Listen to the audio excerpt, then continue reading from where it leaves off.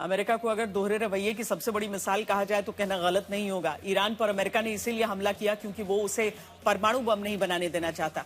वहीं पाकिस्तान पर वो खामोश है, जिसके रक्षा मंत्री ने ईरान को तबाह करने की धमकी दी। सवाल यह है कि दुनिया के नक्शे से मिटाने वाला हथियार कौन सा होता है? आखिर अमेरिका पाकिस्तान पर चुप क्यों है? ट्रंप से इनाम की उम्मीद में पाकिस्तान के पैर जमीन पर नहीं है। अमेरिका ईरान के बीच बातचीत आयोजित करवाकर पाकिस्तान फूले नहीं समा रहा। पाकिस्तान को लगता है कि ट्रंप के काम आकर अब उसके दिन फिर जाएंगे। अमेरिका और ईरान में बात करवा के वो शांति दूत बन जाएगा और सफेद कबूतर दुनिया भर में उड़ाएगा। दुनिया उसकी आतंक से दोस्ती भूल जाएगी। शांति का नोबेल मिलेगा सो अलग। लेकिन इस शख्स ने पाकिस्तान की पोल खोल दी। दुनिया को एक बार फिर याद दिला दिया कि पाकिस्तान और शांति का दूर दूर तक कोई रिश्ता नहीं है, क्योंकि अगर ऐसा होता तो फिर पाकिस्तान के रक्षा मंत्री ख्वाजा आसिफ इजराइल को मानवता के लिए धब्बा और कैंसर राष्ट्र जैसी बेफिजूल की बातें नहीं बताते। ख्वाजा आसिफ ने सोशल मीडिया पर लिखा है कि इजराइल शैतान है, मानवता पर धब्बा है। जहां इस्लामाबाद में शांति की बातें हो रही हैं, वहां वो लेबनान में जनसंहार कर रहा है। ख्वाजा आसिफ लिखते हैं, पहले वो गाजा में निर्दोष लोगों को मार रहा था और अब लेबनान में यही कर रहा है। इजराइल के बारे में आगे पाकिस्तान के रक्षा मंत्री ने लिखा है कि उसका खून खराबा बेरोक टोक जारी है। जिन लोगों ने यूरोपीय यहूदियों से छुटकारा पाने के लिए फिलिस्तीनियों की जमीन पर इस कैंसरनुमा देश को बनाया है, वो जहन्नुम में जलें। पाकिस्तान के रक्षा मंत्री ख्वाजा आसिफ अपने बड़बोले बयानों के लिए जाने जाते हैं। कई बार वो ऐसी बातें कह देते हैं कि उनकी अपनी ही सरकार के लिए संकट बन जाते हैं। पाकिस्तान मुसीबत में पड़ जाता है। इजराइल को लेकर दिया गया उनका बयान सोशल मीडिया से तो हटा लिया गया, लेकिन इस मामले ने तूल पकड़ लिया है। इजराइल के प्रधानमंत्री बेंजामिन नेतन्याहू ने कहा है कि इस मामले को और इस बयान को न तो हल्के में लिया जा सकता है, न ही दरकिनार किया जा सकता है। और साथ ही ये बयान पाकिस्तान की भूमिका को लेकर भी गंभीर सवाल खड़े करता है कि आखिर पाकिस्तान चाहता क्या है। इस मुद्दे को लेकर इजराइल की तरफ से तीखी प्रतिक्रियाएं सामने आ रही हैं। वहीं पाकिस्तान की कोशिश है कि किसी तरीके से उनके इस बयान से हुए डैमेज को कंट्रोल किया जा सके, ताकि जो जुटाने की कोशिश, जो सहमति बनाने की कोशिश वो कर रहा है और जैसे मध्यस्थ का सेहरा वो बांधने की कोशिश कर रहा है, कहीं उस किए कराए पर पानी न फिर जाए। एक तरफ पाकिस्तान खुद को शांति दूत बताता है, इसी नाम पर पाकिस्तानी सेना के इशारे पर नोबेल पुरस्कार के लिए माहौल बनाया जाता है। पीएसएल में पाकिस्तान की छवि चमकाने के लिए शांति के कबूतर उड़वाए जा रहे हैं। लेकिन इजराइल को लेकर पाकिस्तान की नफरत सामने आने से दुनिया खबरदार हो गई। इजराइल के प्रधानमंत्री बेंजामिन नेतन्याहू ने कड़ी प्रतिक्रिया दी और सोशल मीडिया पर लिखा, पाकिस्तान के रक्षा मंत्री की ओर से इजराइल के खात्मे की कामना करना बहुत आपत्तिजनक है।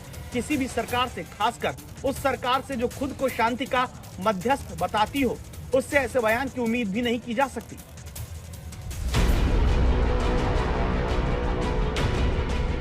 तो इजराइल का साफ कहना है कि अगर पाकिस्तान शांति दूत है तो फिर वो इस युद्ध में हिस्सा ले रहे एक देश की बर्बादी की दुआ कैसे मांग सकता है। दूसरे शब्दों में नेतन्याहू दुनिया को पाकिस्तान की हकीकत बता रहे हैं। सवाल है कि इजराइल को मिटाने की धमकी देने का अंजाम क्या होगा। ईरान हमेशा शुरुआत से 1979 के रेवोल्यूशन के बाद से ही ईरान कहता आया है, death to Israel, death to America. उसका मकसद ही था यहूदियों को बिल्कुल ही दुनिया से और नक्शे से हटा देना। तो ये बहुत कठिन है। किसी भी ईरान भी एक पुरानी सभ्यता है और ईरान भी जानता है इस बात को कि किसी भी सभ्यता है, किसी भी मज़हब जो कि इतना पुराना है, उसको खात्मा नहीं किया जा सकता है। पाकिस्तान को इजराइल फूटी आंख नहीं सुहाता। यही वजह है कि पाकिस्तान ने इजराइल को आज तक मान्यता नहीं दी। ख्वाजा आसिफ का बयान सिर्फ याद दिलाता है कि पाकिस्तान इजराइल से कितनी नफरत करता है। लेकिन अमेरिका और ईरान के बीच बातचीत करवाने का श्रेय हासिल करने के लिए वो अपनी सोच छिपा रहा था, पर पाकिस्तान के रक्षा मंत्री ने उसकी पोल खोल दी और इसने इजराइल को भड़का दिया। पहले इजराइल के विदेश मंत्री गिडियन सार ने सोशल मीडिया पर लिखा कि इजराइल उस सरकार की ओर से आए इन खुले तौर पर यहूदी विरोधी और झूठे खूनी आरोपों को बेहद गंभीरता से देखता है, जो खुद को शांति के मध्यस्थ बताते। यहूदी राष्ट्र की कैंसर से तुलना करना और कहना दरअसल उसके विनाश की मांग करने जैसा है। इजराइल उन आतंकियों के खिलाफ अपनी रक्षा करेगा जो उसके खात्मे की कसम खाते हैं। इसी तरह का बहुत सख्त बयान इजराइल के प्रधानमंत्री बेंजामिन नेतन्याहू के दफ्तर की ओर से भी पोस्ट किया गया।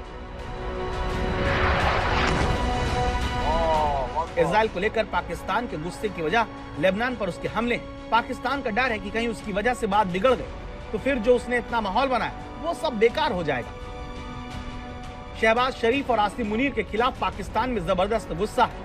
ईरान युद्ध से तेल की महंगाई ने जनता की कमर तोड़ दी है, इसलिए शांति दूत का तमगा हासिल करके इस नाकामी को छिपाने की कोशिश की जा रही है।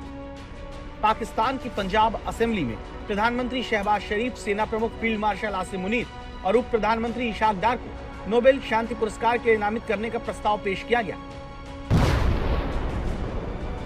लेकिन लेबनान में इजराइल के गिरते बम को देख पाकिस्तान का दिल बैठ गया। इजराइल को लेकर बरसों से भरा गुस्सा फूट पड़ा और ख्वाजा आसिफ ने उसकी पोल खोल दी।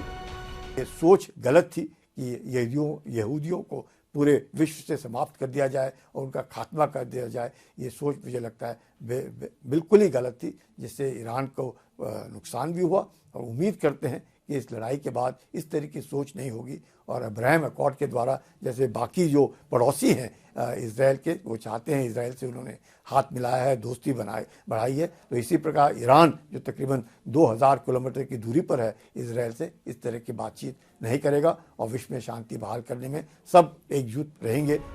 इजराइल और नेतन्याहू को भला बुरा कहना ख्वाजा आसिफ को सियासी फायदा पहुंचा सकता है, लेकिन इजराइल को नाराज करके सीधे ललकारने के नतीजे पाकिस्तान को आगे भुगतने पड़ सकते हैं। ये बात पाकिस्तान जानता है, इसलिए उसकी तरफ से तुरंत अपनी रक्षा मंत्री की पोस्ट डिलीट करवा दी गई।